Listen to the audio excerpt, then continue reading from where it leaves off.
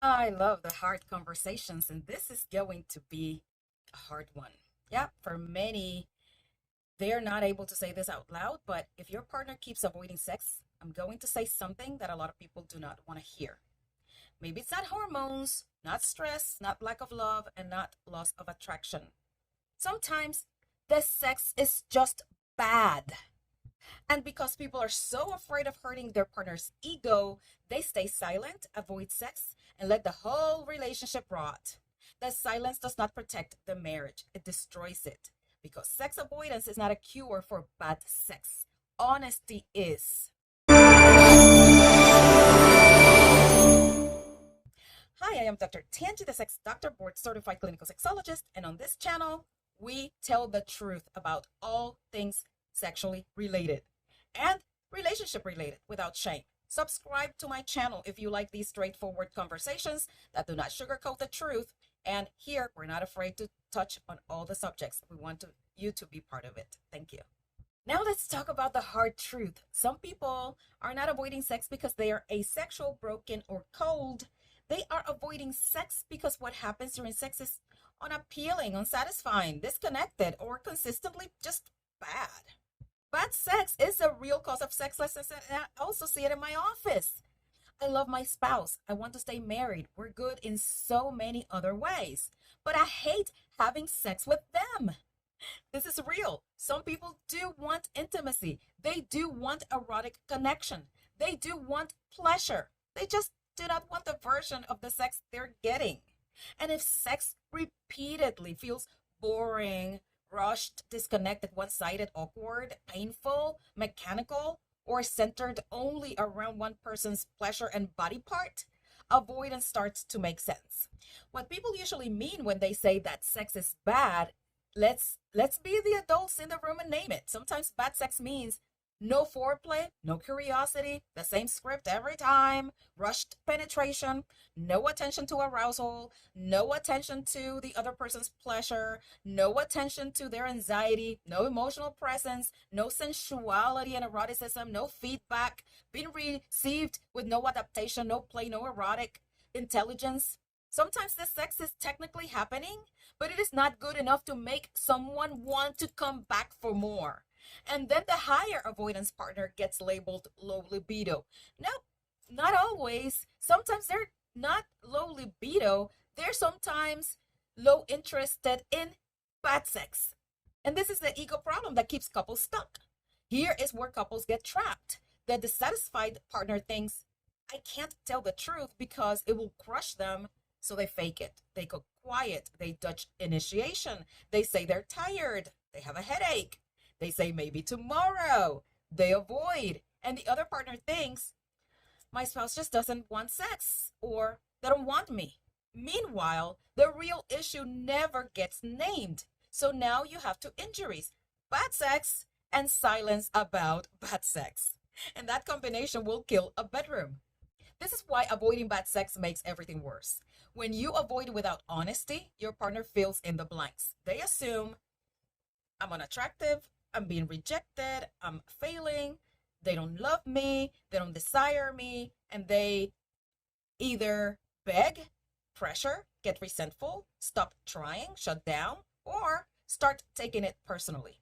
Now the bedroom becomes tense, defensive, and very loaded and heavy. So the sex gets even worse. This is why sexlessness is often not just about sex. It is about avoidance, ego protection, and the inability to have an honest, erotic conversation. Let's say this quiet part out loud. Some of you are avoiding sex because your partner is mediocre in bed. Yes, I said it. Mediocre does not mean evil. It does not mean unlovable. It does not mean the marriage is over. It means they may be unskilled, disconnected, unteachable so far, inattentive, or stuck in a sexual script that does not work for you. And if no one tells the truth, nothing improves. Your partner cannot fix what you keep hiding from them. This is what bad sex often looks like in real life. Bad sex is not just about bad technique. Sometimes it is sex that starts too fast, sex that feels like a duty sex, that is too goal driven, sex with no emotional entry, sex that ignores the other person's body, Sex where one partner finishes and the other is left behind. Sex where feedback is punished. Sex where the same thing happens every single time. Sex where one person is performing and the other one is just tolerating. And that is not sustainable eroticism. People do not crave what repeatedly disappoints them, they avoid it. If you are the dissatisfied partner, stop protecting ego with silence. This is your responsibility too. Your sex life, your pleasure is your responsibility. If the sex is bad and you say nothing, then keep avoiding. You are not solving it. You are managing it poorly. Do not disappear sexually without a conversation. Do not keep saying, I'm tired for 3 years. Do not fake pleasure. Do not protect your partner's ego while your own erotic life dies. You owe the truth with care, not cruelty, not with humiliation, but you owe truth. So try this. I love you, and this is hard to say, but I need to be honest. If we're going to have a real chance, I miss wanting sex with you. And part of the reason I avoid it is because the sex is not working out for me. I don't want to shame you, and I'm not trying to hurt you. I want us to build a sex life that feels good for both of us. But silence is not helping us. And if you're the partner hearing this, do not collapse, attack, or shame. If your partner tells you that sex is not good, yeah, that can be painful, I know. But that conversation is not the death of intimacy. It is an opportunity. It is the beginning of possible real intimacy. The wrong response is defensiveness, sulking, shame spirals, calling them ungrateful, accusing them of cruelty, refusing to listen, making them regret telling the truth. Because then you teach them that honesty is dangerous. And once honesty becomes dangerous, eroticism dies. And it dies fast. A better response would be for you to try this. That's hard to hear, but I'm glad you told me. I don't want you tolerating sex with me. Help me understand what isn't working, and let's learn how to make this better together. That response is mature. That response is so sexy. That response gives the bedroom a chance. How can you talk about bad sex without destroying each other? Well, here's the rule. Do not make it a character assassination. Do not say, you're terrible in bed. Do not say, you never satisfy me. Do not say, I hate sex with you. Instead, talk about what works, what doesn't work, what is missing, what pace feels good, what turns you off, what helps you open, what makes you shut down, what you want more of. Make it collaborative, because the goal is not to win a case. The goal is to build better sex. Isn't what everybody wants? Use these prompts. I feel most open to sex when, fill the blanks. I shut down sexually when, tell what. I need more of, I need less of. I wish we slowed down when. I would enjoy sex more if. One thing I want you to learn about my body is, and name the things. And the fix is not just communicate. Communicate, but specifically. People say communicate, communicate, communicate. Like that solves everything. Nope. You need erotic communication. You need specific communication. You don't need to say, just be better. You need to say, I need more warm up. I need you to slow down. I need more kissing. I need you to stay present longer. I need less pressure to perform. I need you to care whether this feels good for me. I need us to stop making intercourse the only thing that matters. That is useful. That gives your partner something to work with. For many couples, the sex is bad because the erotic system is underdeveloped. Some people were never taught how to be good lovers. Actually, none of us were. They learned from sex from porn, performance, urgency, silence, cultural shame, ego, myths about what men and women should want. So they enter marriage with a very thin erotic skill set. And that is not hopeless, but it does require humility. Being married does not automatically make you sexually skillful. You're not skillful after the wedding cake magically. Loving someone does not automatically make you good in bed. Good intentions do not equal good sex. Skill equals good sex.